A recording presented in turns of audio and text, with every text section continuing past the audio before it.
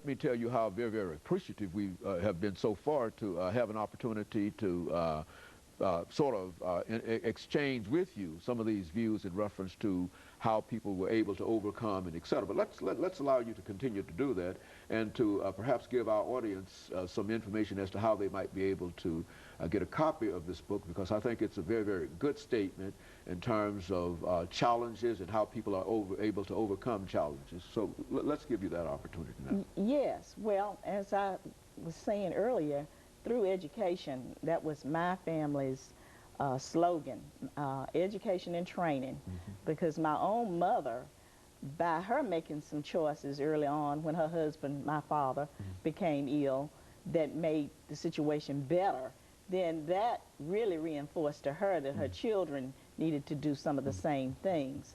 And yes, when we would come off to school and others were left behind, and they were still working in the cotton fields, and they would send the money, and yes, sometimes it would be $3 or $4, but you know, you were very glad to get that $3 or $4. And as a matter of fact, my oldest sister, she even worked in the home of a rich family in Belmead. She did that for the first 3 years. She was the very first one to attend TSU from my family, and she lived with that family, babysitting and taking care of certain things around their home to help support her way through school. Now we have grants, we have scholarships, we have the lottery where if they make a certain grade average, I mean, there are all sorts of things open up to young people now to have an opportunity to go to college that we did not have. And back to how to purchase this book, The Tie That Binds Us can be purchased over my website, which is www.dpipublications.com. The book is also sold at Archivalon bookstore and Tennessee State University bookstore. Tennessee State University Africana Studies program is using my other book. This is my second novel, and they're using that.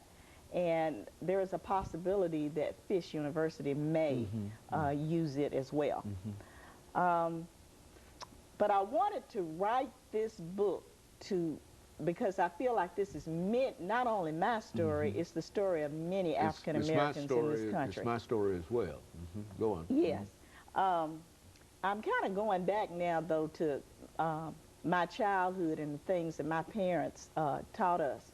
One of the things was to help each other and to help out in the community. I worked with young people for many, many years with the I Have a Future program, and I currently work with the ASK program. And I've told them this, and they just kind of looked. I said, you know, you all who are on probation, because with the ASK program, they're on probation, your probation officer will have you to do community service. But my mother invented community service because she would, of course, have us do things for our neighbors. You might go to town 15 times a day if there were different elders in the community that needed you to do that. If someone was sick, you might go and clean their house or go grocery shopping or whatever was needed. And I'm so glad now for that opportunity. Back then, I used to wonder, why is she keeping us busy doing these things? But now I certainly understand it. And it taught me giving back, to give something back. And we couldn't accept any pay for doing any of this stuff. So that was another thing that I learned, that you don't always get money for what you do. You do it out of the goodness of your heart.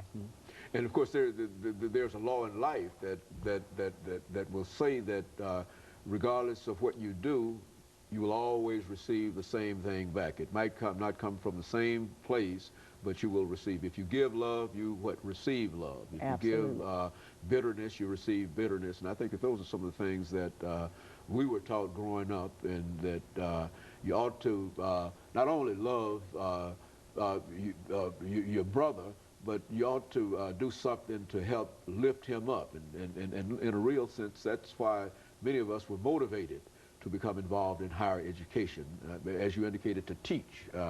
Talk about teaching in your family, about how important that was in terms of your experiences. Well, my mother, and as I stated, because most of the intellectuals in the community were teachers, and as a matter of fact, my mother came from a family of 12, and her oldest sister was the only one that did go to college. She went to Lane College, and she became a teacher.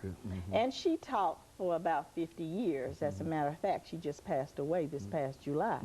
Now, she taught during a time when she was the principal, the teacher, and the everything, and she had several grades that she taught. What was it? The one room schoolhouse. Yes. Split sessions. Absolutely. Say something about split sessions, or split sessions in the rural South. What, in the school system? School system. Well, yes, she would have work done for one class, and the other class would have to, they would be doing some other type things, and then they'd switch over. One of the things about that's in the book, too, one of the characters in the book had some problems with his grades, and the principal was going to put him in a, EMR class, class for slow learners, as we said back today. then. Okay. And the mother was very concerned about that, because she did not feel like her child was as limited as the school was making it out to be. Okay. So this person with this one-room schoolhouse that she was connected to was able to take this young man on and assist him and help him to get back into his regular grade. And the young man did go on to complete college and to have a very good life. And I often think about situations like that, what would have happened had things turned out differently. Because when people are misplaced, it can do some damage to their self-esteem and their motivation, that kind of thing. You know, since you've been involved with young people over the many years as part of your career work, let's see, over the last minute or half or 2 minutes that we have here, if you can give them some advice as to what they ought to do. I think you understand the social situation and leadership situation that we find among our young people today. What would you say to them that they ought to do in order to be able to make the kind of progress that is necessary? Well, number one, if they could think beyond today, that's the first thing. And not succumb to peer pressure. I think that teenage pregnancy is claiming a lot of our young people, and as we all know, starting to have babies before you can take care of yourself is going to set you back. Drug activity, using drugs or selling them, is claiming the lives of a lot of our young people. We know that AIDS and HIV is claiming and will claim more, unfortunately. Violence, gang activity. Young people now really need to learn conflict resolution skills, and need to feel good about being able to walk away or trying some other methods other than fighting it out to the end. You know, when we grew up, people had an argument and they fought, and that was the end of it. But now they have to fight to the death. I don't know why that is. But my main thing is looking beyond today, thinking about tomorrow. Very good. And of course, Ms. Berry, let me, over the last minute, thank you for bringing that excellent information dealing with growing up in the rural South. I think that there are those who will probably listen this morning to what you're saying and recognize that you've really painted a pathway whereby people might be able to overcome various kinds of obstacles and make some kind of achievement. And we're certainly glad to have you to give us that information, and we certainly would encourage some of our viewers to check in on this book, The Tie That Binds, because we were very, very impressed with what you wrote in the book.